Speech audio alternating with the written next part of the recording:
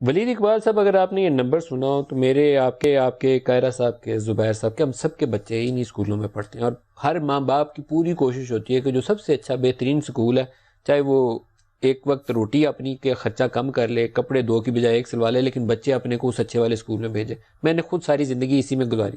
آپ نے بھی ایسی کوشش کی ہوگی۔ نمبر اگر شہریار افریدی کا دیکھیں تو آپ کو خوف آئے گا، مجھے تو آیا۔ 40% بوائز، 75% گرلز۔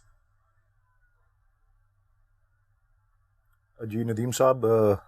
آئی تھنک مجھے جو جہاں تک اندازہ ہے، زبیر صاحب اور قاہرہ صاحب کے بچے تو بالغ ہیں،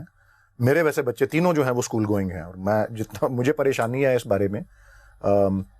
ویسے مجھے اس سبجیکٹ کے اوپر کوئی بہت زیادہ اعداد و شمار میرے پاس ایکوریٹ ہیں یا نہیں ہے، میں نے اس پہ کبھی کام نہیں کیا۔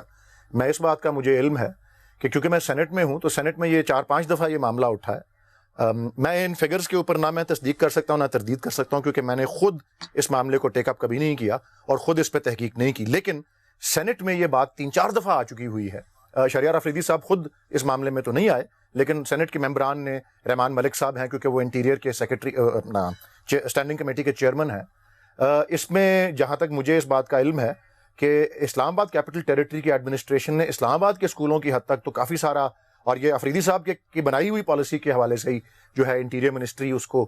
ٹیک اپ کر رہی ہے، اور اس پہ انسداد کا جو ہے پورا ایک منصوبہ جو ہے اس پہ تشکیل بھی دیا گیا اور عمل درآمد بھی ہو رہی ہے۔ لیکن یہ باقی معاملوں کا میں نہیں جانتا اتنا، کیونکہ وہ صوبوں نے کرنا ہے، اور میرے مثال کے طور پہ میرے اپنے بچے لاہور میں پڑھتے ہیں، اور یہ that's responsibility of the Punjab government, اور میرے پاس اس کا کوئی ایگزیکٹ جو ہے ڈیٹا بھی نہیں ہے، لیکن یہ بڑے اپنا تشویشناک فگرز ہیں اگر ایسی بات درست ہے جو افریدی صاحب نے کہی۔